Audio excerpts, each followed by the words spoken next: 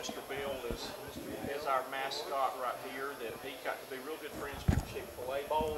And matter of fact, they put the helmet on and took some promo pictures a couple of years ago and had us come and be their guests for both games that year, though. So the only conditions was that Mr. Bill didn't come, we don't come. So Mr. Bill sat on the 50-yard line for both their games that year. And then our friends at Dish saw Mr. Bill and thought we needed to have him. Mr. Bill needed a friend, so we have added his friend right there. So Mr. Bill and his friend is right there. So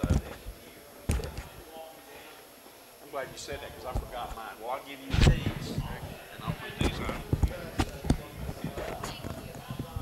So Barry's a videographer? He's been called a lot of other things too. He's like me, a coach that has to do a little bit of everything. Yeah. That we got into coaching. So. I remember you had coached. Yes. Long time, right? We had 27 years. Yeah. So I guess I was a slow learner being a coach. He's still doing it. He hadn't gotten smart enough to get out of it, so he still does it. So. Awesome. I did all those too. That I was always the golf coach and the assistant golf coach, and they had the bus driver's license and was in charge of playing the back That's nine. what I thought. I always thought the golf coach better have a chauffeur license. That was mine. Yeah. I was the assistant coach has that one though. So.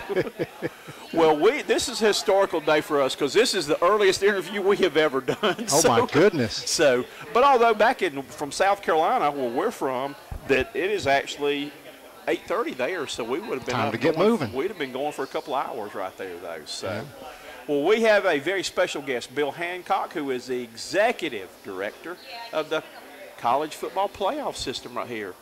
How many times have you done this speech this year?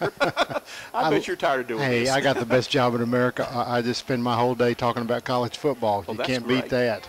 Well, again, I mean, you ought to be bracket man because you did a great job with the Final Four and with basketball. We know you did all that. So this is, nothing new to you. But, again, this is a new thing moving over the football side of doing it now. Yeah, it is. And when I was director of the Final Four for many years, and I loved that tournament. But when I went over to football, some of my coaching friends in basketball said, Bill, you're off of our list. And I said, how come? And they said, well, because you've gone over to the dark side. But I always loved college football, and I'm just delighted to be doing what I'm doing. Well, commending you before we get into football right there, that we were both college and high school basketball coaches for a long time. And to me, that was my favorite time of the year, that I loved the road to the Final Four. You did a great job with that. Well, thank you. It's a great event. It was just always so exciting to be involved from the start, from the site selection up to training the people how to manage the tournament, then through selection weekend, which I loved so much, and then selection Sunday. And the great thing we had in basketball is, of course, 2 days after selection Sunday, we're playing. Right. Whereas in football, it's about 4 weeks. So there's plenty of time to be analyzing what happened on Selection Sunday, where basketball has quite an advantage to be able to play 2 days later. Well, again, I think that was one of the greatest sporting events. There is one of the greatest sporting events where, the underdog. How many times have we seen the buzzer beaters and the things like that where the underdog knocks off the top dog and things like that? Yeah. I just think that has always been great for college sports. Yeah, I love that tournament. All right, well, we're looking forward now to the excitement coming over to college football and seeing the things right there that people have been wanting this for a long time and all. All right, give us an education on what we can expect or what we're getting ready to get into. Well, it's funny you mentioned that because when I talk to my friends, people who don't know college football too well, I say, well, you know the basketball tournament, right? And they always say, yeah. And I say, well, this is the same thing. We have a selection committee, we have Selection Sunday, and we have a bracket. Now, yours in basketball is 68, ours is 4, but it's the same. And the committee has criteria that they will use to select the teams. There will be contention. Team 5 and 6 are going to wish they had been in and going to think they should be in, just like the teams that don't make the basketball tournament are going to be in. So it's really very similar to that. Okay, and some of the things, I guess, that they will be looking for. You talk about the criteria and things like that. What are some of the things that they're looking for in the teams? When the playoff was created, we developed about 4 broad criteria that the selection committee is going to use. Strength of schedule, head-to-head results against common opponents, and whether or not the team won its conference championship. And then the committee will have other things they look at beneath those, such as lots of data, a lot of statistics, and the committee's going to watch a lot of games. We've issued iPads to all of them, and they're going to be, we're going to be sending every game to them. Some of them are going to be cut down games, which means the game, they've eliminated the commercials and the time between plays, so the game, they can watch a game in an hour.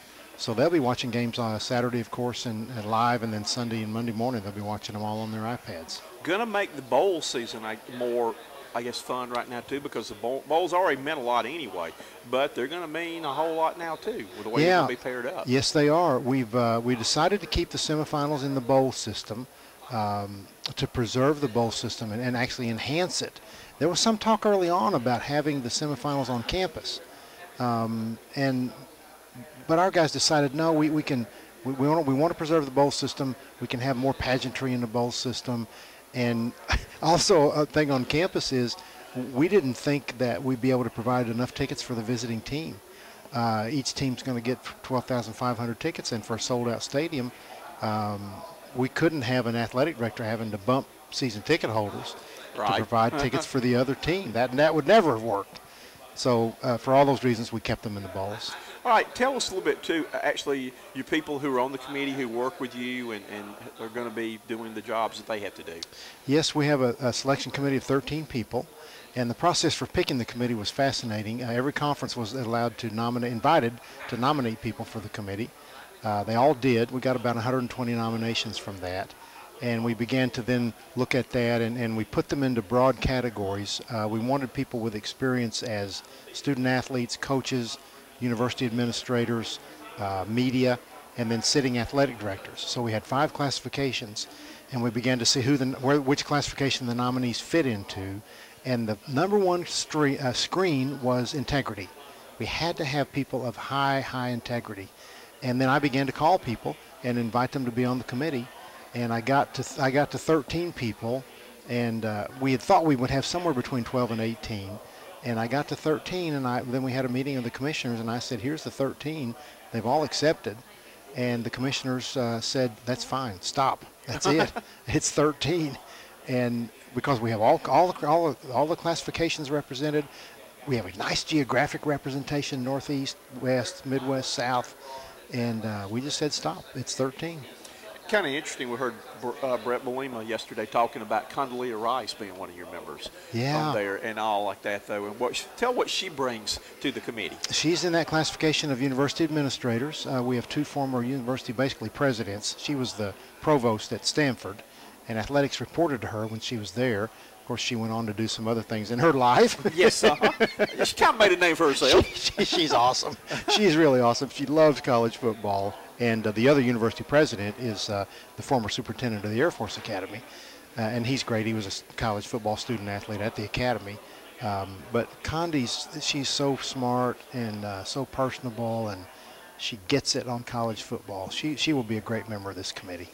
Now, the committee probably meeting, doing things now. When actually will things really start to heat up? We know that y'all used to go to Indianapolis, lock yourself in the rooms right there towards the end, though. But, kind of give us that process now. Yes. The committee's met 3 times already, and they're going to meet again next month. And then starting October 27th, for 6 weeks, they will come to Dallas, and they will meet on Monday and Tuesday, and they will create a ranking that then will be announced on Tuesday night. And that's the replacement for the BCS standings that used to come out on Sunday, of course. Right. And then selection weekend, they'll come back. They'll go to the same hotel in Dallas. They'll come in on Friday probably and meet through the weekend and make their decisions, and we'll announce those on Sunday about noon. I know, kind of interesting situation. We're here at SEC Media Days and all, and one of the criteria was winning your conference championships. And it's kind of, you get into SEC, it's got a dog-eat-dog world where you've got some teams in there that did not win theirs, but probably are a lot better maybe than some of your conference winners over there. How will that figure in your process right there too, that maybe a team that's lost a game or not that really has played a tough schedule and all versus a team that maybe played in a conference schedule that the conference was not strong that year? The schedule is going to be so important, and I get asked a lot about 8-game conference schedule versus 9-game conference schedule. Of course, that was a big issue down in the SEC area. And to us, it doesn't matter. We're going to evaluate 12 games. And how many conference games you choose doesn't matter. It's going to come down, I think, in large part to just evaluating all 12 games. And those, from my basketball experience, I know that those last few teams are going to look so much alike, and the committee's just going to have to look at every little nugget about them. The good things, the bad things. C.M. Newton on the basketball committee used to call them warts. He said, "Look at their warts," and also, I'm sure the committee will say, "Who do you want to play? Who would you rather play? Who would you rather not play of these two teams?" And I'm sure that question will be asked 100 times in the meeting. It'll be hard. This will be a very difficult task for this committee.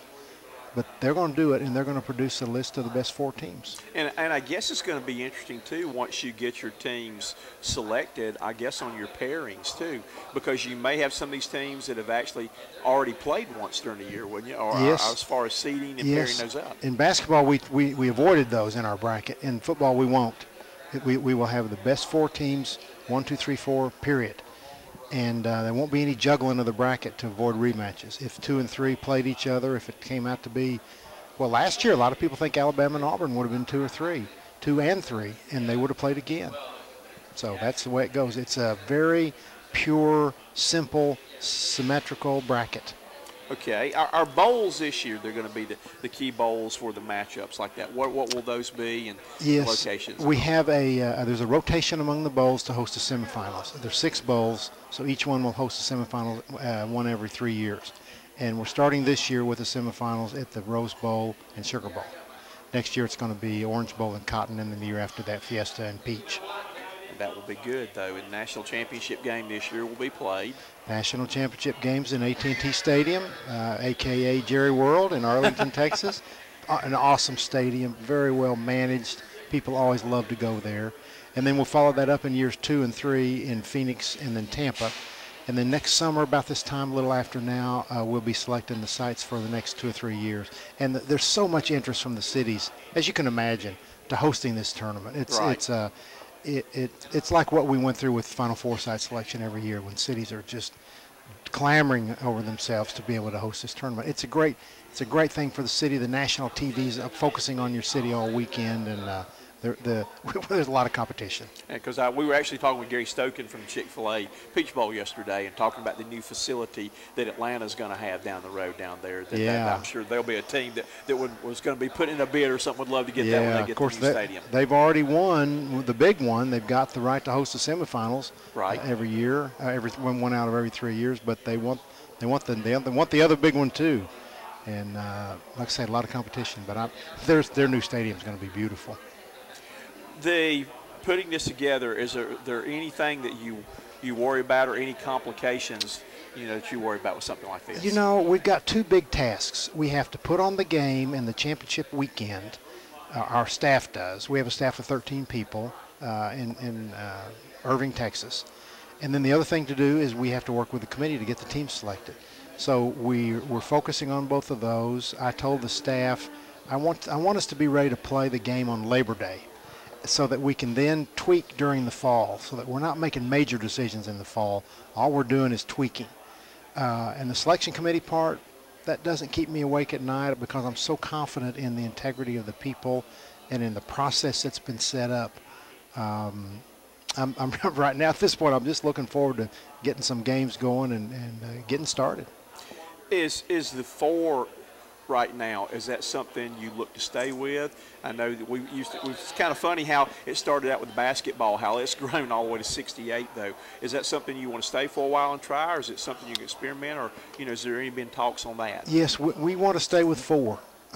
We have a 12-year contract for 4, and it will be 4 for 12 years. I don't know about after that, but I can tell you right now there's no interest, no talk among our presidents or the commissioners to expand.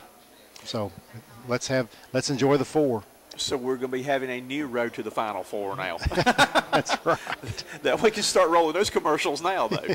So that will be good, though. But I think it's something, the fans. How is the fan response? I guess you've been a lot of places, talked to a lot of people. How have people received this? What's been the thoughts on that? It's been very positive, very positive. People are excited about it, and I know last year when we talked about the BCS and how good it was for college football. And although we're getting extremely positive reaction about the playoff, lots of people are coming up to me and saying, Bill, the BCS was pretty good for the game, including people who were critics of it, who I think now with time are realizing how much good it did. And if this playoff will be as good for college football as the BCS was, then it'll be a victory for all of us. Well, last year we enjoyed having you on, that we got the scoop on everybody in South Carolina now. so we have actually come back now. We'll have a chance to explain any more. What's probably been the question you've been asked most about this whole thing, the whole process, and about the playoffs? Process about the selection committee. You know, people want to know how that works, and it's all, frankly, it's all laid out on our website. Can I give a commercial for the website? Sure, yeah, let's go right ahead. collegefootballplayoff.com, collegefootballplayoff.com, and it's all right there. So any questions you have, Bill can answer those. He just told you where to go to get the answer. Yeah, right and actually we got one of those contact buttons where you hit a button and they'll send an email to me and I'll respond. Great, great. Well, we appreciate you taking the time this morning to explain it again. We loved having you on last year. That we felt good because the commissioner had told us that he's going to get you for us to come down here. So we felt like we had a scoop on everybody else last year with it. He told me I got to go talk to you guys, that you were good guys. Well, this was funny earlier this week. I put him in this chair right here, and he said, I've never sat on this side of the table before. And I showed him, I said, don't look over your shoulder right here. His picture's right there. I said, there's somebody looking over your shoulder. And he said, does that mean I get to ask questions this year? I said, yeah. So at the end, the last question was, I said, all right, we told you you're going to get to ask questions this year. And he said, this is harder than I thought it would be, though.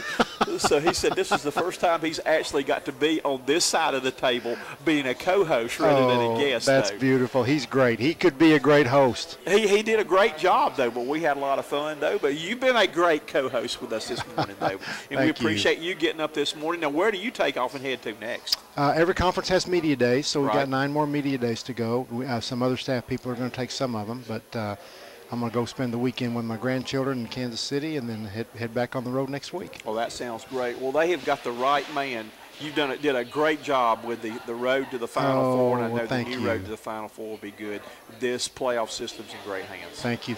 It's been fun. Well, we appreciate you taking the time and come explain this to today, and have fun with your grandkids. Enjoy that time because we know your time's getting ready to be real hectic. Yeah, sure is. Thank you. Thanks. Bill Hancock, who is the executive director of the college football playoff system. You've heard it right here. We won't call him the horse's mouth, but you've heard it right here from the man with the plan right now. Thank you for being our guest co-host today.